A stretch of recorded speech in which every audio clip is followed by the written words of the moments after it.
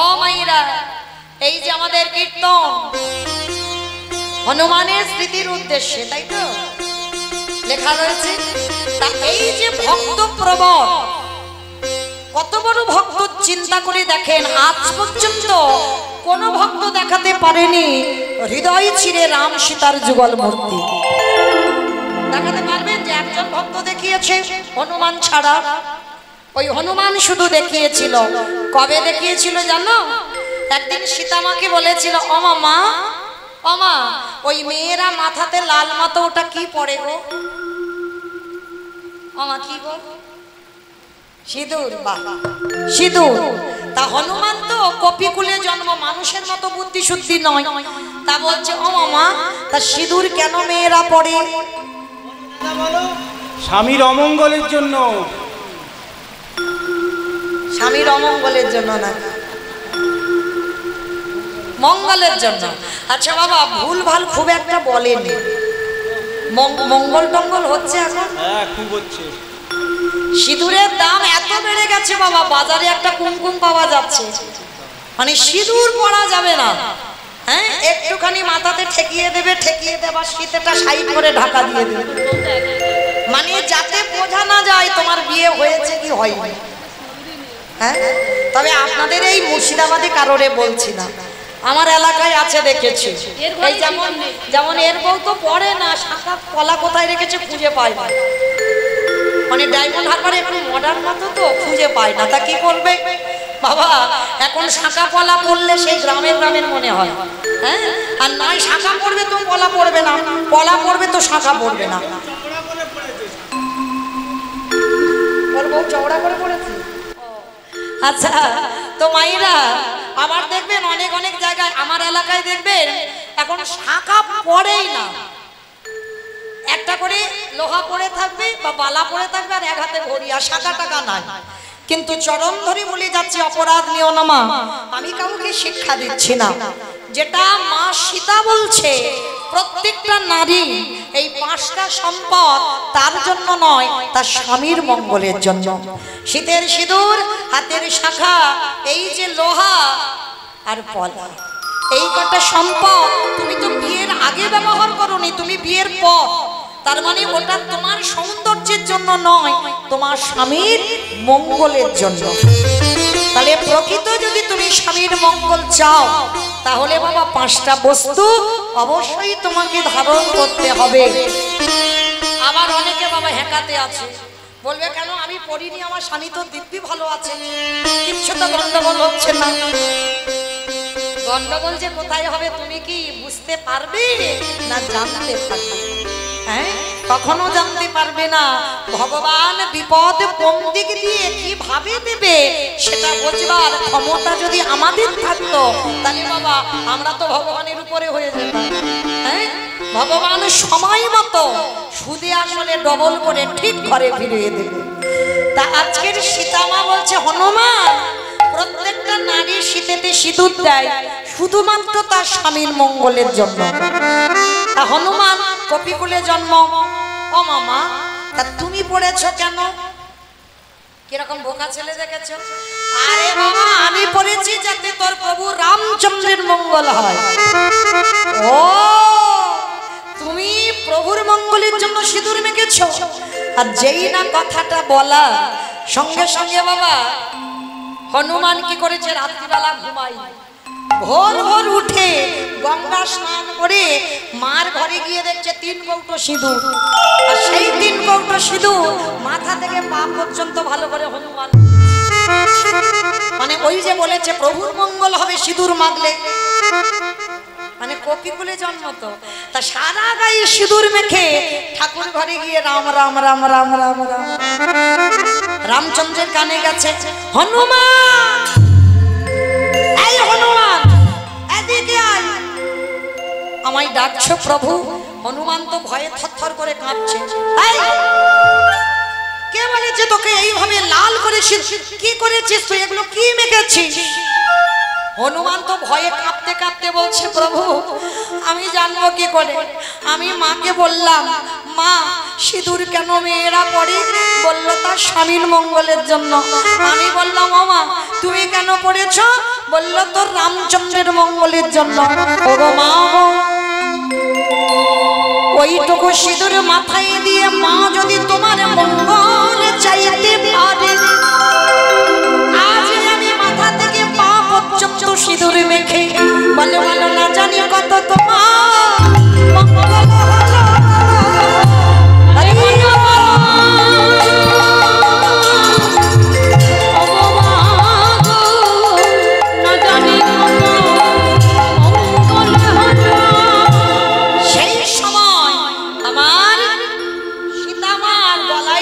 মুক্তোর মালা অনেক টাকা দাম, আর এই মালাটাকে নিয়ে একেবারে হনুমানের গলায় পরিয়ে দিয়েছে।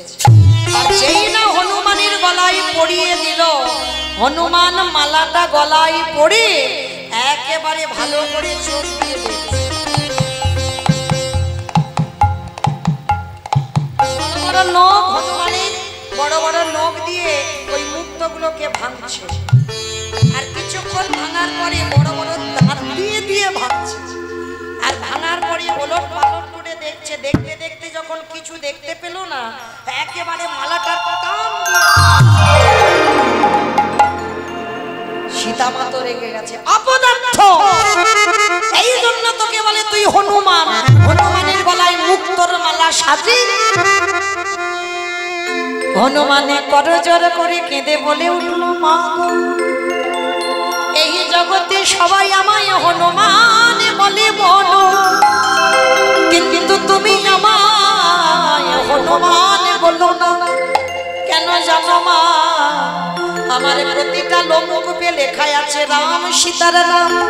আমি বলাই যে মালা পরি, সেই মালাতে রাম সীতার নাম।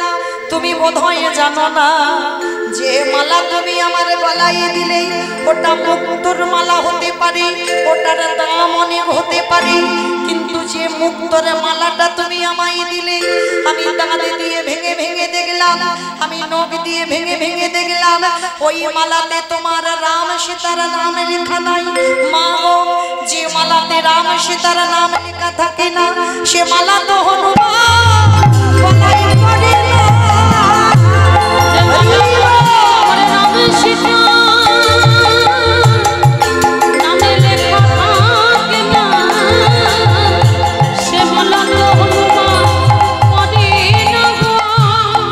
আজকে সেই হনুমান গন্ধমাদন পর্বতে গেল, পর্বত চাগিয়ে আনছে, ওদিকে সূর্য বেলা উঠে যাচ্ছে।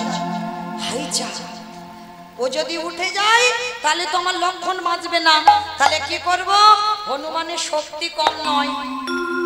ছোটবেলায় সূর্য তো লাল মতো, খিদে পেয়েছে, লাড্ডু মনে করে সূর্যকে খিদে খেয়ে ফেলেছে। তাহলে কত শক্তি! সেই হনুমান কি করেছে বাবা? ওই সূর্যদেবের কাছে গেছে। আর সূর্যের তো অনেক নাম, তাই না? 108টা নাম। আর তার ভিতরে হনুমান মনে মনে ভাবছে আমি হনু, উনি ভানু। সূর্যের একটা নাম ভানুদেব, উনি ভানু, আমি হনু। তাহলে কত নামের মিল দেখো, হনু আর ভানু। এই যে আজকে থেকে তুমি আমার বন্ধু হবে। ভানুদেব বলল হব। তার এই দেখো, বন্ধু হলে তো একটু কোলাকুলি করতে হয়, এসো না একটু কোলাকুলি করি। তা যেই না সূর্যদেব বুঝতে পারেনি কি ঘটনাটা ঘটবে, যেই না হনুমানের বুকে ধরা দিয়েছে, হনুমানের তো অনেক শক্তি ক্ষমতা, গন্ধমাদন চাগিয়ে আনছে মানে কি? এইবার সূর্যদেব যেই না আলিঙ্গন করতে এলো, সঙ্গে সঙ্গে আমার হনু ভানুকে নিয়ে কক্ষের মধ্যে লুকিয়ে করজোর করে বলল, হে ভানুদেব, কিছুক্ষণ তুমি অপেক্ষা করো, কারণ তোমাকে আমি উঠতে দিতে পারি না। কারণ তুমি যদি উঠে যাও তাহলে আমার ছোট ঠাকুর বাঁচবে না। একটুখানি তুমি কষ্ট ভোগ করো, আমি তোমাকে কক্ষের মধ্যে রেখে দেব।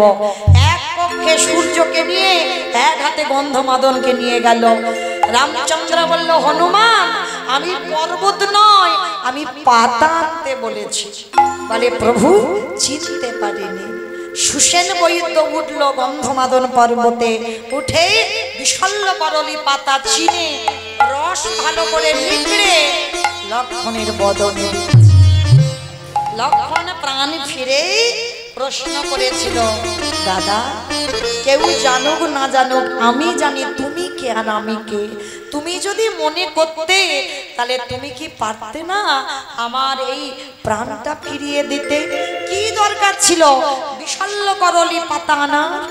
রাম হেসে বলেছিল, লক্ষ্মণ রে আমি ভক্ত বড় ভালোবাসি, আমি ভক্ত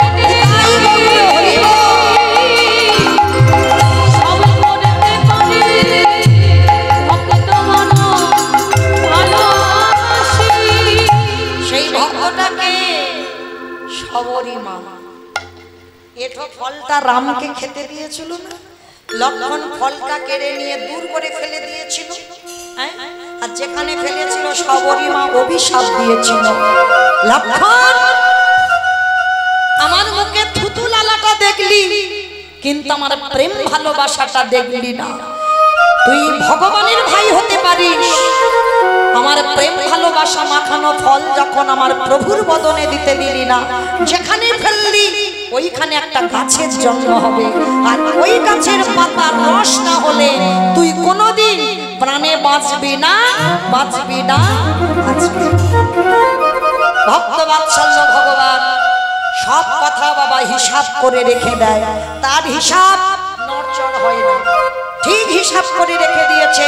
আজকে শক্তিশালী পড়ল লক্ষণ, সেই পাতাটা ফলটা ফেলে দিয়েছিল লক্ষণ গন্ধমাদন পর্বতে, আর সবরীর এটো ফল থেকে জন্মালো বিশল্য করলি পাতা, আর সেই বিশল্য করলি পাতা রস নিগড়ে লক্ষণের বদনে দিল। রাম বলল, লক্ষণ যে চন্দ্রালিনীর থুতু লালা লেগে আছে বলে আমাকে খেতে দিলি না, দেখলি তো ভক্তের প্রেম ভালোবাসার উপরে কিছু হয় না। আজকে সেই থুতু লালা লেগে থাকা আজকে তোকেই খেতে হলো, তাই গৌর প্রেমানন্দে হইল। লক্ষণের অহংকার চূর্ণ হয়ে গেল। আজকে সেই যদি আমার হনুমান না সূর্যকে কক্ষের মধ্যে রাখতো তাহলে বাবা সূর্য উঠে যেত আর লক্ষণ প্রাণ হারাতো। ওই জন্য আজকের অষ্টসখীরা বলছে জানালার দাঁড়িয়ে, সখী তুই ঘুমাচ্ছিস আর ওদিকে দেখ অকরুণ পুন বাহান হয় অরুণ উদিত মুদিতা কুমুদ বদন রে।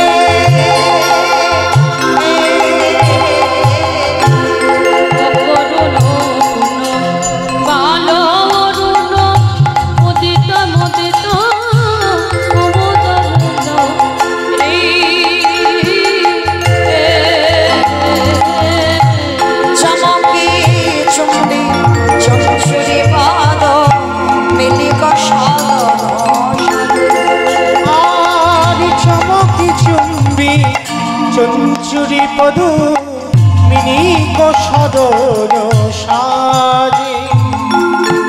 আজকের সখীরা সবাই মিলে ডাকছে, রাধে তুই এবারে যা আর ঘুমাস না রাধে, কি জানি সজনী রজনী ভুবনা ঘোষিত ঘর রে।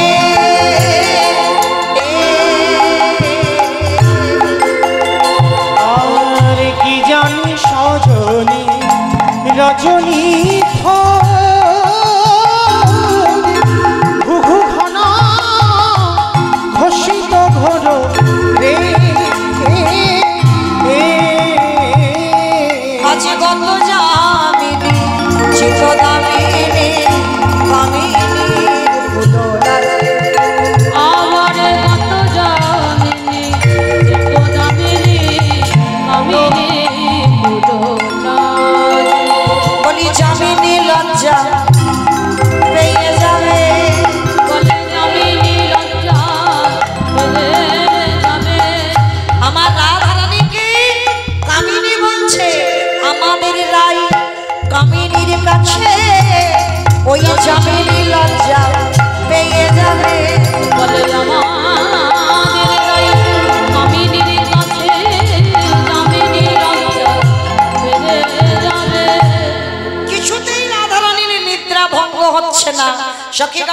দাঁড়াও দাঁড়াও, এবার একটা কাজ করতে হবে। কি কাজ? পশু পাখিকে খবর দাও, ফুকারত হত শোকত অবজা মহা সমহলোক রে।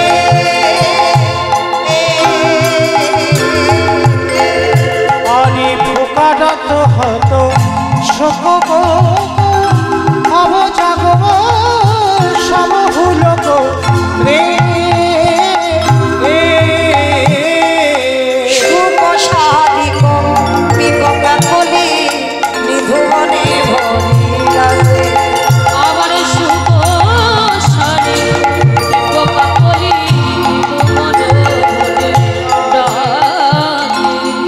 এইদিকে সুখ সারি পশু পাখি কীট পতঙ্গ মানব দানব সবাইকে খবর দিচ্ছে যে তোরা মুখ দিয়ে আওয়াজ কর, যেন বুঝতে পারে আর রাত্রি নাই, সকাল হয়ে গেছে। রাধে তুই কি জানিস না বিপত্তি পড়ল যুবতী বৃত্ত গুরু জনপতি কহমন্ত। বিপদে পড়ল যুবতী জনগতি কহব মন্দ জগদানন্দ সরস্বতী রস রসবতী রসনা।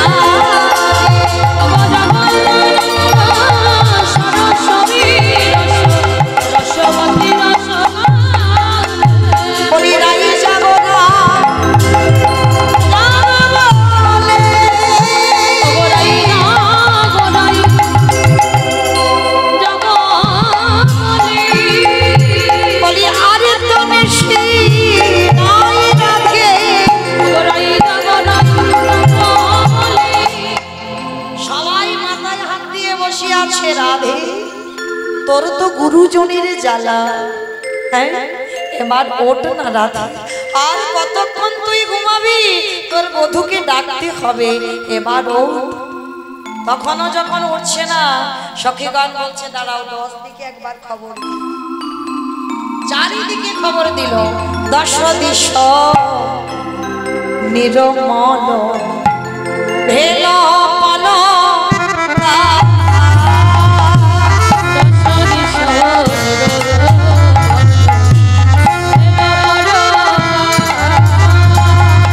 সখীগণ মনে মন উঠায় তারা।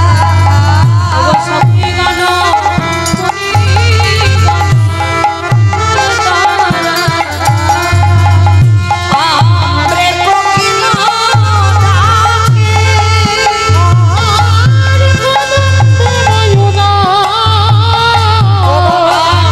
কোকিল ডাকে, ডালিতে বসিয়া কি কহে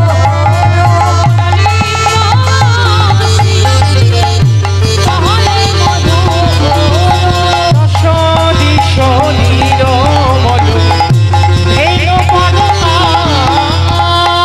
ডাকা ডালে বসি ডাকে কপতপতি। ডালিতে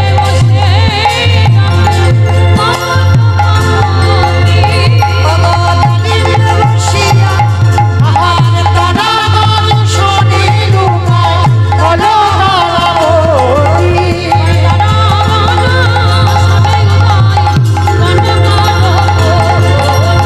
দশ দিশ নিরমল হেন পরতা।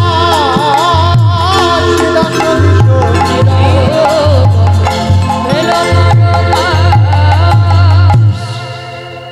ডাকা ডালে বসে বসে কপতে কপতি কাঁদছে। ডাকা ডাল মানে আঙুর গাছ, আঙুর গাছের ডালে বসে আছে কপত কপত। ওমা কপত কপতি কি পাখি গো, কোন পাখি? পাই না। কপত কপতি বসে কাঁদছে। কপতি যখন মুখ দিয়ে আওয়াজ করছে, কপত বলছে কপতি ছু দেখো না, কেন এমন করে ডাকছো? রাধারানী ঘুমাইয়ে আছে, তুমি যদি এমন করে দেখে যাও আমার একজনের সাইকেলের চাবি হারিয়ে গেছে। কার? মোটর সাইকেল, বাইকের চাবি হারিয়ে গেছে। কমিটি দাদাদের কাছে আছে, পাওয়া যায়নি। ও আচ্ছা আচ্ছা আচ্ছা, পাওয়া যায়নি। যদি কেউ পেয়ে থাকেন কৃপা করে একটু কমিটি দাদাদের কাছে একটু দিয়ে দেবে। বাইকের চাবি যদি কেউ পান একটু দিয়ে দেবে। নিতাই গৌর প্রেমানন্দে হরি বল। হরি এইবার কপতি যখন কাঁদছে, কপত বলছে, কপতি তুমি দেখো না, কারণ তুমি নারী জাতি হয়ে নারী জাতির নিদ্রা ভঙ্গ করো কেমন করে। কপতি বলল তুমি বোধহয় জানো না, আমার রাধা রানীর মাটির এখনো যদি ঘুমাইয়ে থাকে, না জানি আমার রাধা রানীর কপালে কত দুঃখ কষ্ট আছে। তাই আমি নারী হয়ে নারীর বেদনা বুঝি। তুমি যাই বলো না কেন আমি তো ডাকবই। কপত মানে পুরুষ পাখি, কপতির দিকে বলছে থাকো তুমি এখানে, আমি তোমার সঙ্গ করব না, আজকে থেকে আমি তোমার সঙ্গ ত্যাগ করলাম। কপতি কেঁদে বলছে তা তো আমি জানি, তুমি তো আমার চিরস্থায়ী নয়, এ জগতে তুমি হলে আমার ক্ষণস্থায়ী। ও মাইরা, সতী নারী তো তাদের কয়, এই জগতে যাদের দুইটি করে পতি হয়, যারা দুই পতির ঠিক ঠিকই চরণ ভজন করতে পারে, এ জগতে তারাই সতী, এ জগতে তারাই সতী, যারা দুই পতির ভজন করে।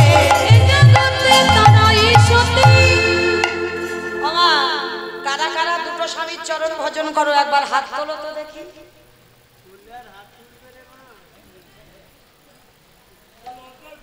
লজ্জায় বলছিল না? কি গো লজ্জা পাচ্ছ? জানাজানি হয়ে যাবে ওই জন্য?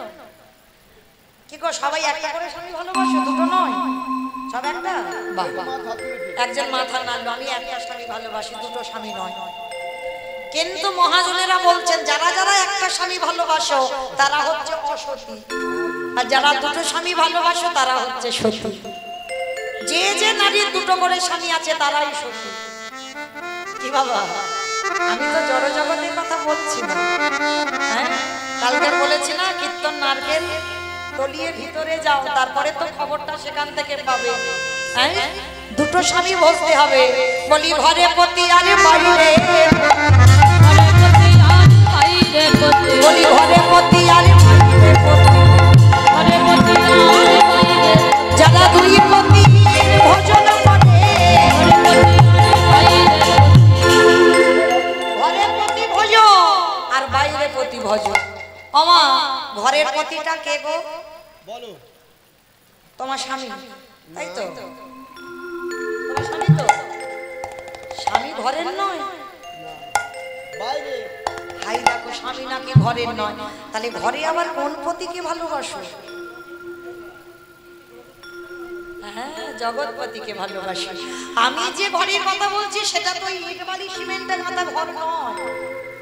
আমি বলছি ঘরে পতি আর বাইরে পতি। কোন ঘর? রক্ত মাংসে দেহে গড়া ঘর।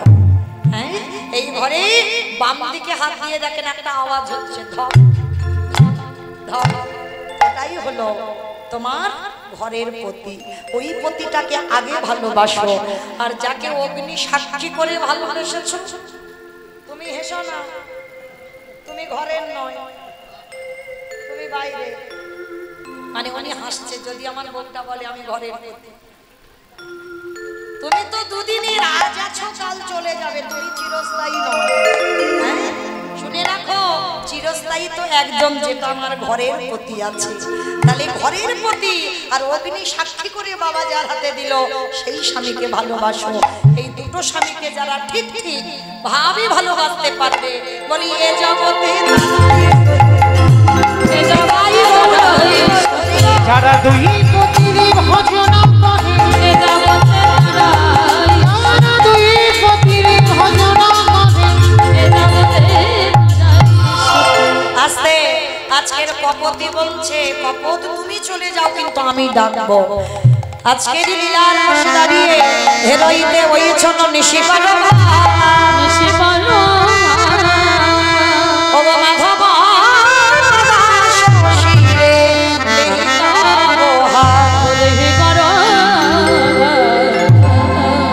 লীলার পাশে মাধব দাস মাথায় হাত দিয়ে বলছে কি করে রাধা গোবিন্দকে জাগাবো।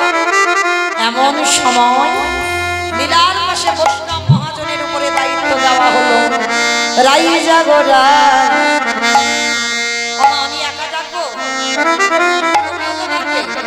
ধ্বনি দাও। রাই জাগো রে সুখশালী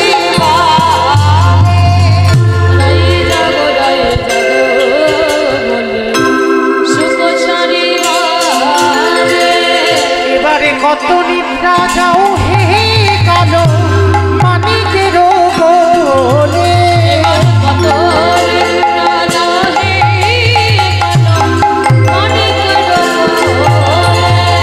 রজনী প্রভাত হলো বলে যেত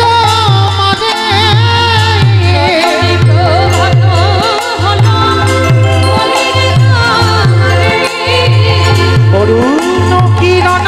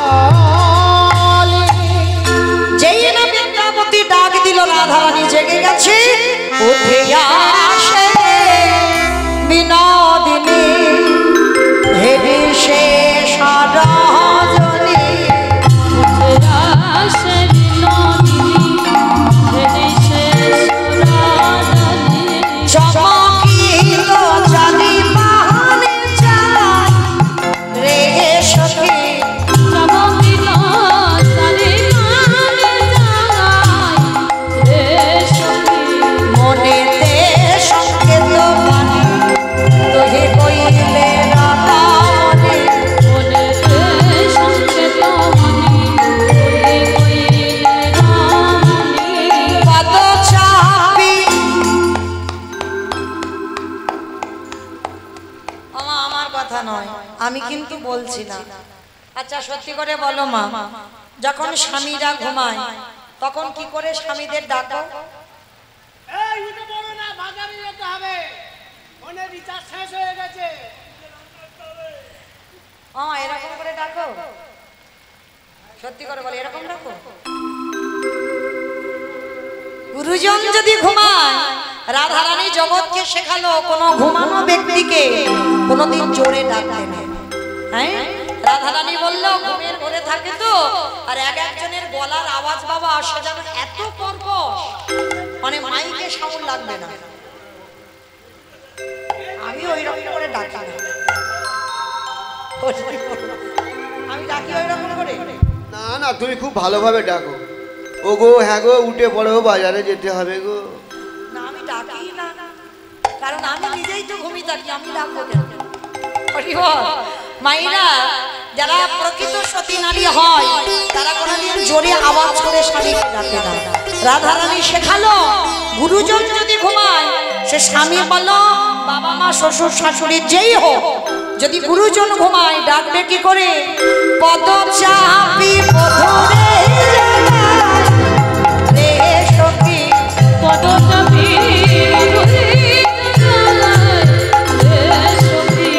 জাগো জাগো পরাণ বধূ, জাগো জাগো পরাণ বধূ, জাগো জাগো পরাণ বধূ, জাগো জাগো পরাণ বধূ, আর তো নিশি নাই বধূ। জাগো জাগো পরাণ বধূ। যেই না রাধারানী চরণ দুখানা ধরেছে, নয়নের জলে আমার গোবিন্দ চরণে পড়ছে। ও মায়েরা, এত বেলা হয়ে গেল এখনো ঘুমাচ্ছে বেটা, আর ভগবান ঘুমাচ্ছে আর আপনারা আমরা জেগে বসে আছি। ভগবান কপট নিদ্রা, মানে চোখ বন্ধ, মানে পিট করে দেখছে কে কি করে দেখি, মানে দেখে মনে হচ্ছে মানে আধো আধো ঘুম চোখে, কান কিন্তু খোলা। ভগবান ওই যে শয়ন একাদশী গেল 4 মাস ঘুমাচ্ছে না, কখনো ঘুমায় না। ও বেটা দেখছে কি বিশ্রাম নিচ্ছে, মানে সারা বছরে এত ভক্তদের জন্য কাজের চাপ, একটু 4 মাস রেস্ট আছে, একটু ঘুমায়নি।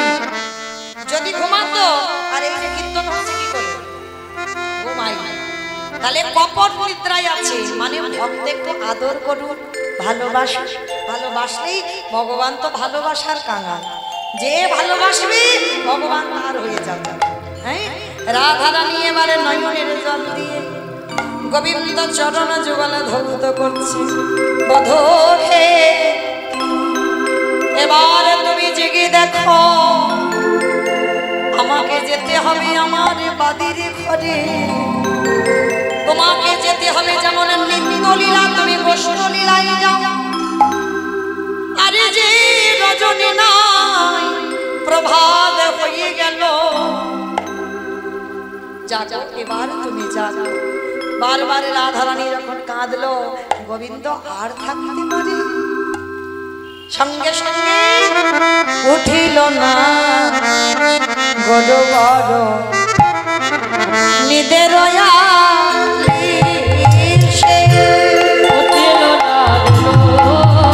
একটু ধ্বনি বাকি ঢোলো ঢোলো হিলানো বালিশে,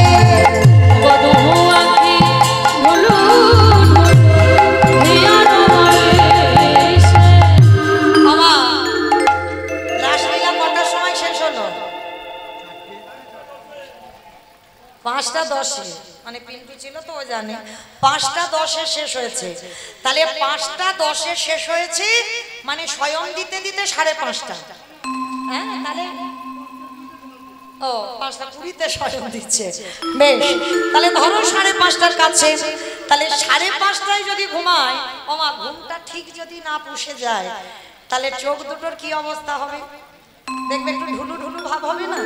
যাদের ঘুমটা ঠিক না হয়, যারা কালকে রাত্রিবেলা রাত জেগেছে, একটু ঢুলু ঢুলু হচ্ছে না, শরীর অলস, আর ভাল লাগে না, একটু বিছনায় ঘুমালে যেন ভালো হয়।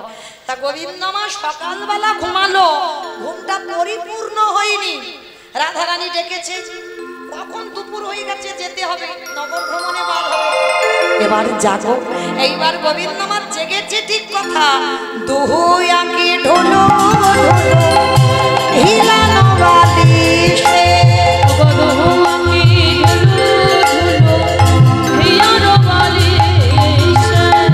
আর দেখবেন মা চোখে যদি ঘুম থেকে যায়, দেখবে চোখ করে, মানে এত ব্যথা করে। তা গোবিন্দ আমার আধো আধো করে তাকিয়েছে, তাকিয়ে দেখে না রাধারানী চরণের দিকে, মানে বিছানায় ঘুমিয়েছিল, উঠে বসেছে রাধারানীর চরণে।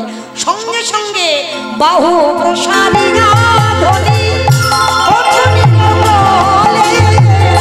বাহু প্রসারিয়া ধ্বনি মধুনি বলে, ওগো বাহু প্রসারিয়া ধ্বনি মধুনি বলে, বাহু প্রসারিয়া ধ্বনি মধুনি বলে, ওগো অনিমেষ লোচনে পদমণিহারে,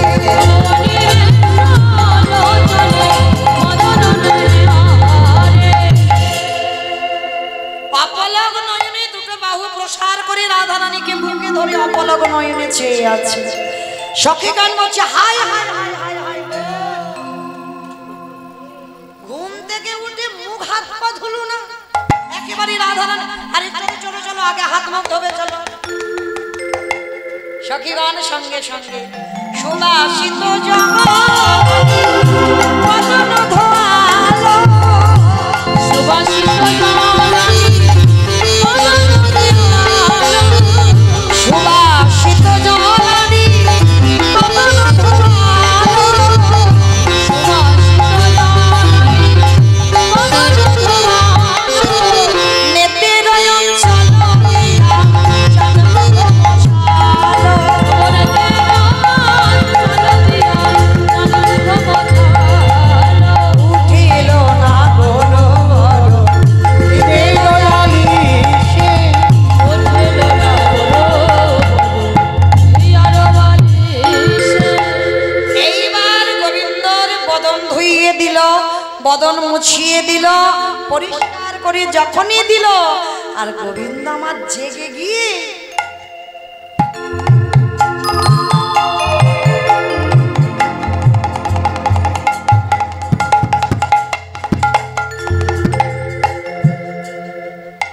কি খুঁজছে বলো তো গোবিন্দ? মোবাইল খুঁজছে, মোবাইল। মোবাইল খুঁজছে, মন্দ বলেনি। ওইটা একটু লম্বা মতো বড় ছিল, এখন ওটা সাইজটা ছোট হয়ে গেছে। দেখবেন এখনকার জগতে ঘুম চোখটা খুলে হাঁচা করে। গোবিন্দ ছিল এই স্বভাব, ওই জন্য কলির মানুষের সেই স্বভাব আসছে।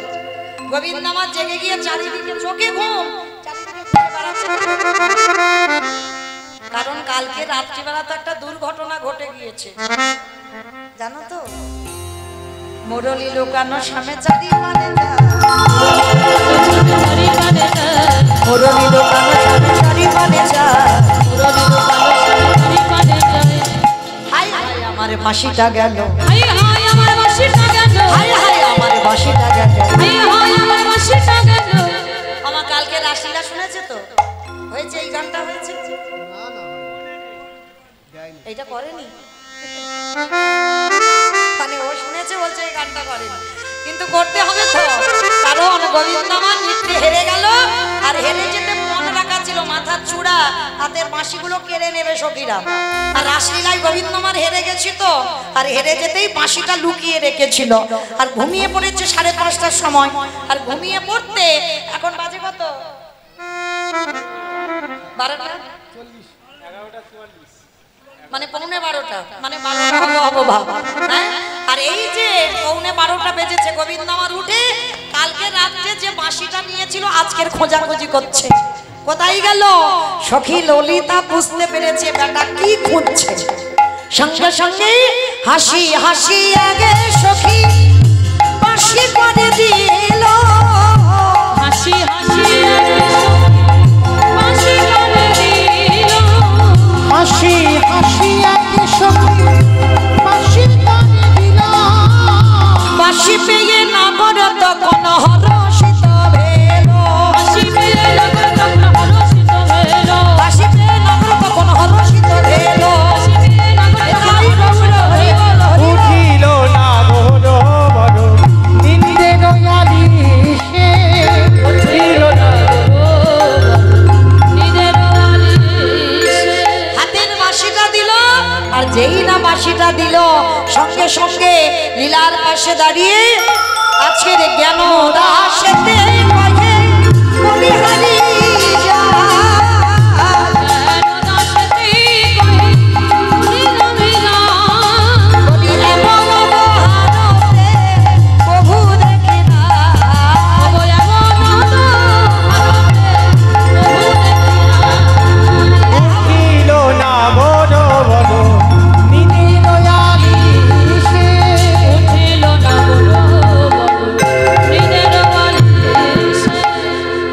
গোবিন্দ আমার উঠে গেলেন, সখীরা রাধা গোবিন্দকে জাগিয়ে স্নান করিয়ে এইবারে গোবিন্দ বললেন, রাধে গো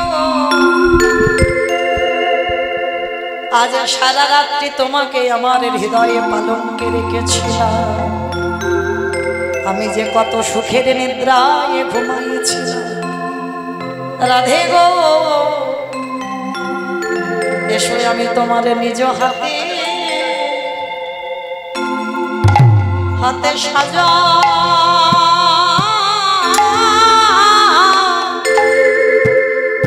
সাজায়ে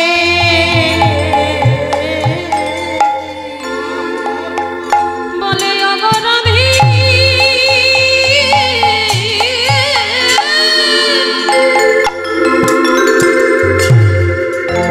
বলে অগরাধী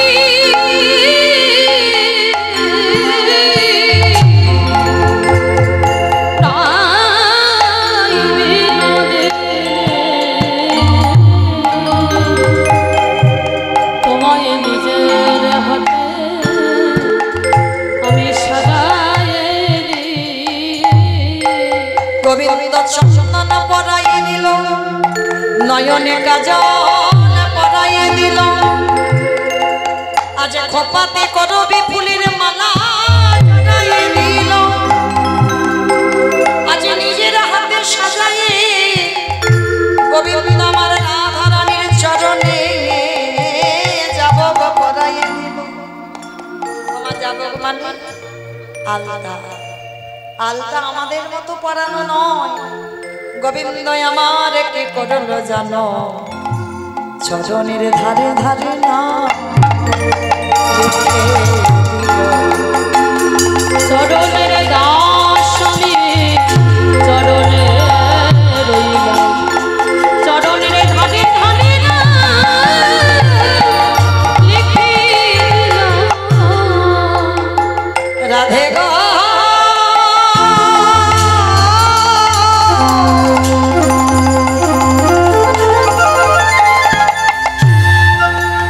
এই দাসের নাম তোমার চরণে লিখে দিলাম। রাধে ঘরে গিয়ে যদি আমার কথা তোমার মনে পড়ে, চেয়ে দেখো তুমি তোমার চরণ পড়ে, চরণের দাস চরণে রইলাম, রাধে যেন ধুয়ে মুছে দিও না। অগরাধী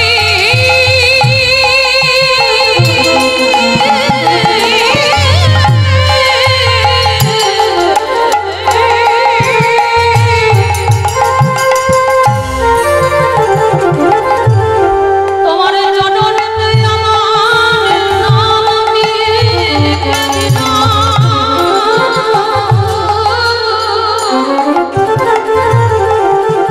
তোমার চরণ খানা যেন ধুয়ে মুছে দিল।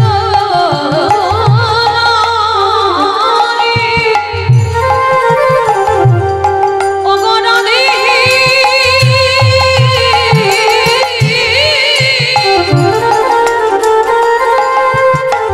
শুধুই প্রতি জনমে জনমে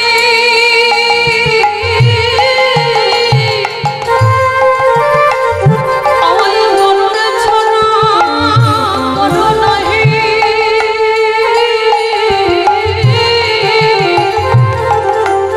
আমায় ওই চরণের দাস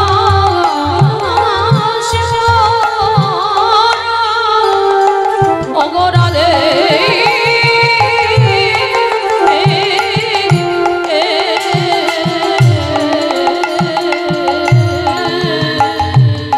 রাধে গো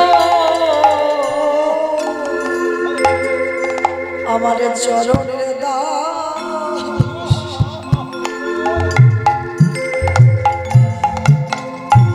দাস করে রেখো, চরণের ধারে ধারে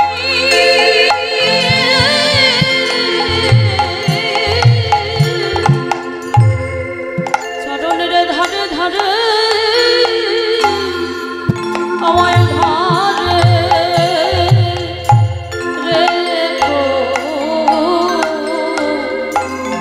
চরণে দাস করে আমায় রেখো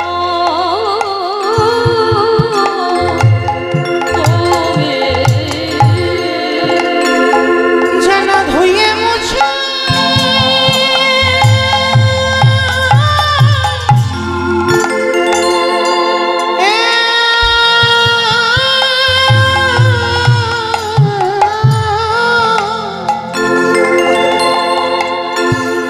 যেন ধুয়ে মুছে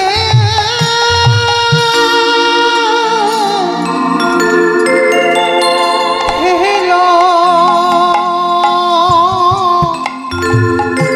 ফেলো না না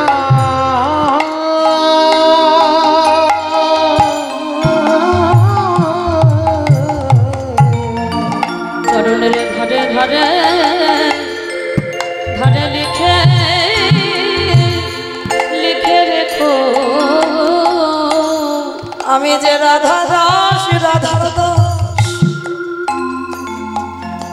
ইহাতে সন্দেহ যার কোটি জনম ভটাই বিফল জনম বিফল জনম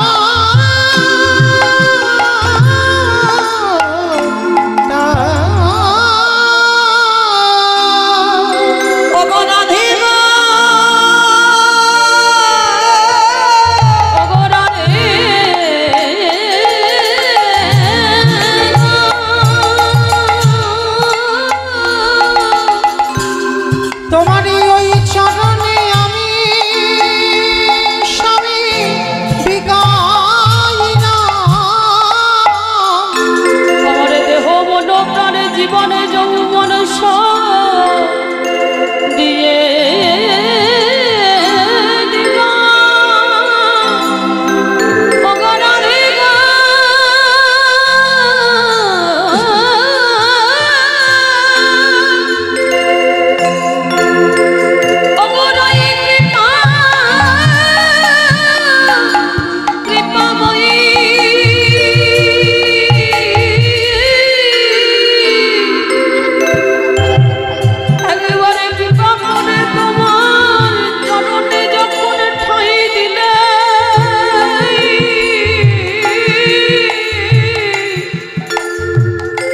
আমায় চরণ ছাড়া করো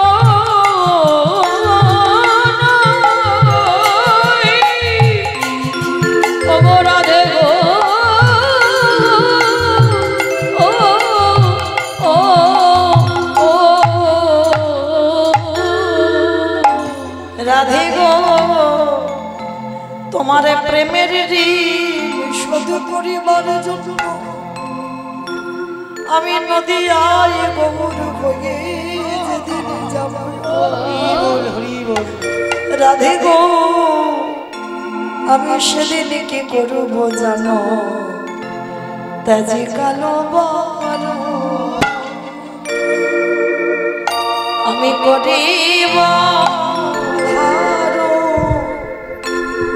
রাধে তোমার অঙ্গের কাকাতে রাধে তাজি কালে বরণ আমি করি তোমার অন্তি রাধে তুয়া নাম লইয়া কাঁদিয়া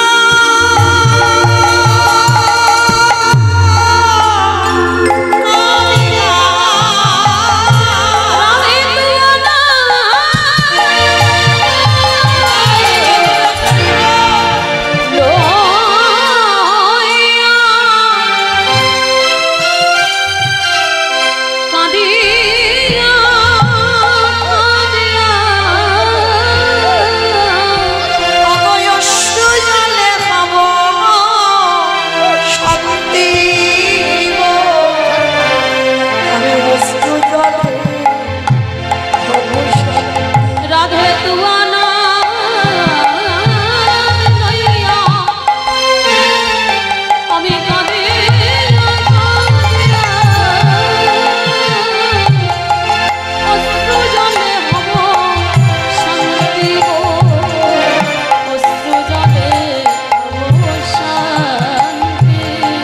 আমি মিলি ভক্তগণ আমি করিব কীর্তন আমি রাধা রাধা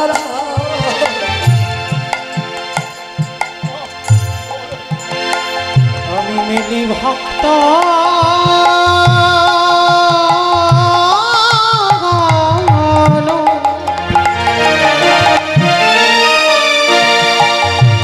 আমি করিব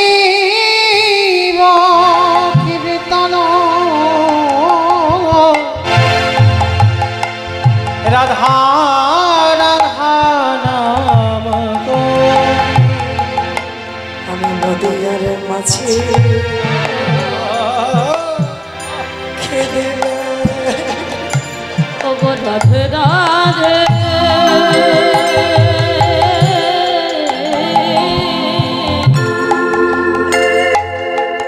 রাধে তোমার হলাম আমি নদীয়ার মাঝে আমি কেঁদে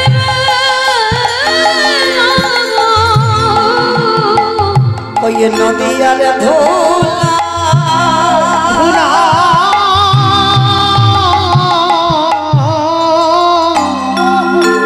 ওই নদীয়ার ধুলা আমার অঙ্গে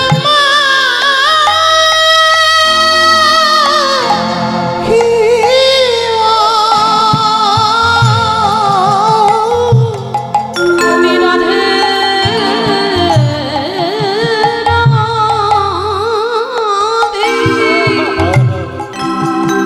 রাধে বলে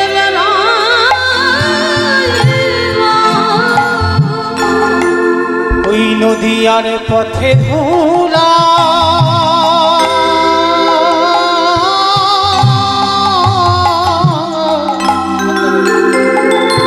আমার অঙ্গে মাখিয়া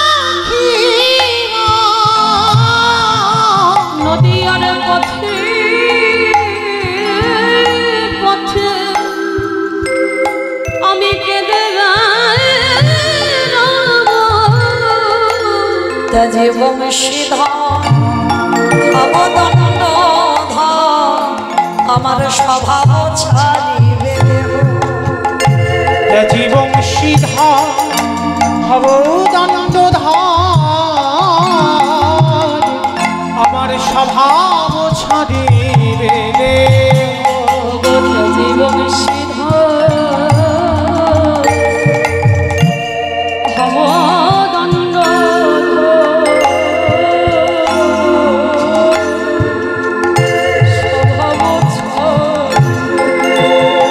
আবার এই ক্ষণে ক্ষণে মরিছা হইল তখন আমি ক্ষণে ক্ষণে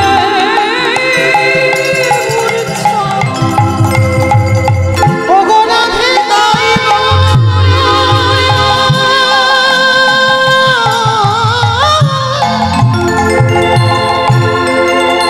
ওগো বিনা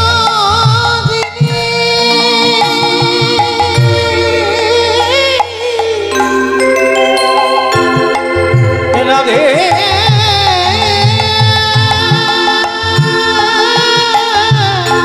আমি ক্ষণে ক্ষণে মরেছা হইয়া তখন আমায় রাখিতে নারিবে কেহ গো আমায় রাখিতে নারিবে কেহ আমি নদীর মাঝে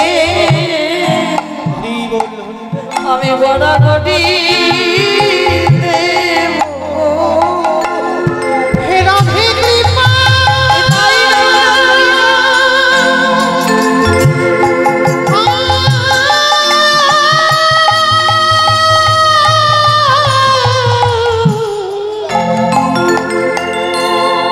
হে রাধে কৃপা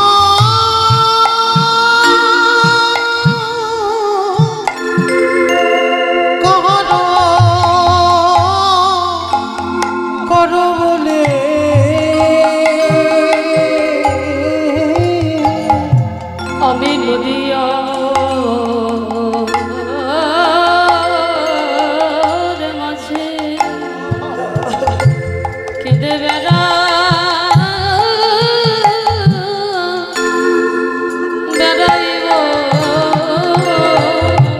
হারাই হারা হারাই বলে কাঁদেব ওই নদীর পথে পথে বেলায় আমি সেদিন হারাই হারা হারাই বলে কাঁদেব সেদিন সঠিক করিব আমি ভক্ত ভুলা আমার এই অঙ্গে রাখিব নিজে মনে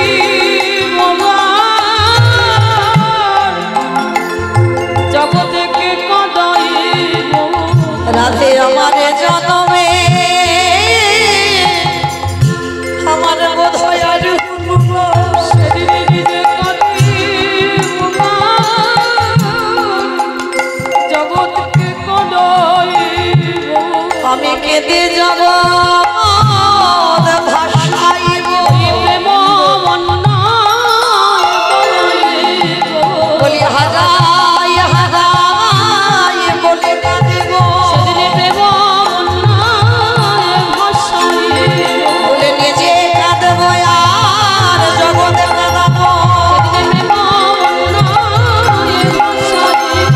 রাধে প্রেমের গিরি আমি শোধ করিব আমি প্রেমের গিরি সঠিক করিব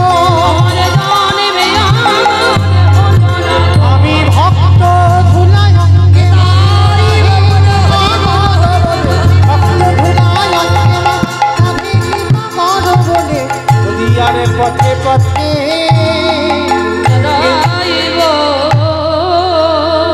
আস্তে তাহলে গোবিন্দ আমার রাধারানীকে বলে দিয়েছিল রাধে আগত কলিযুগে যাব তোমার এই ভালোবাসার ঋণ প্রেমের ঋণ আমি শোধ করব সেদিন আমি তোমার অঙ্গ কান্তি আমি নিজে ধারণ করব আমি এখন কালো নদিয়ায় ফর্সা হয়ে গৌর অবতারে যাব মায়েরা এই রাধা গোবিন্দ জাগাবার পর আমাদের নগর ভ্রমণ হয় মহাপ্রভু সেটাই বলে দিল এইবার গৌর অবতারে আমি নদিয়ায় রাধা রাধা বলে কেঁদে বেড়াবো আচ্ছা বলো তো মা আমাদের নগর ভ্রমণ নেচে নেচে হয় না কেঁদে কেঁদে হয় নেচে নেচে হয় ধুমধারাক্কা ডিজে বাজনা কিন্তু গোবিন্দ আমার কি বলে গেল নদিয়ায় গৌর হয়ে যাব ওই ডিজে বাজনা বাজিয়ে নয় আজে কেঁদে এলি আমি সদে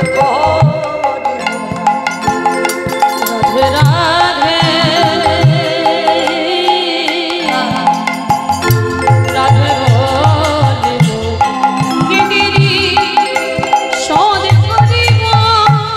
এই জন্য বাবা হরিনাম হচ্ছে কিন্তু ঠিক ঠিক হচ্ছে না কারণ মহাপ্রভু নিয়ম আমরা কেউ অনুসরণ বা অনুকরণ করছি না প্রভু বলল ভক্তদের সঙ্গে নিয়ে নদিয়ার মাটিতে পথে পথে কেঁদে কেঁদে রাধে বলে কেঁদে নগর ভ্রমণে যাও আর আমরা কলির মানুষ ওটা উল্টে দিয়ে বাবা ডিজে বাজনা বাজিয়ে বাজিয়ে নাচানাচি করে যাচ্ছি নিতাই গৌর হরি বল হরি বল হ্যাঁ আর তার সঙ্গে তো বাবা বোতল আছে তাহলে হরিনাম হলো বটে পূর্ণ কি হলো হ্যাঁ পূর্ণ হলো না তাহলে হরিনাম হচ্ছে হরিনাম গাইছি হরিনাম শুনছি কাজ হচ্ছে না কেন গাওয়ার মতো গাওয়া হয় না শোনার মতো শোনা হয় না ডাকার মতো ডাকা হয় না তাই তো বাবা কৃপা হয় না হরি বল হরি বল আজকের রাধা গোবিন্দকে স্নান করিয়ে গোবিন্দ নিজের হাতে সাজিয়ে এইবার যুগলে দাঁড় করালেন সখীগণ সবাই মিলে রাধা গোবিন্দকে যুগলে বসিয়ে যুগল দর্শন করলেন মায়েরা আজকের মতো বিদায় আবার আপনাদের সঙ্গে কবে দেখা হয় বলা যায় না রাধা গোবিন্দকে যুগলে দাঁড় করালাম আবার একটা বছর পর আমাদের এই রাধা গোবিন্দের যুগল কীর্তন আবার শুরু হবে ভালো থাকবেন সুস্থ থাকবেন চলেন এবার আমরা বিদায় নেব রাধা গোবিন্দ যুগলে দাঁড়ালেন স্বামীর বামে দাঁড়াইল নবীন কিশোরী গো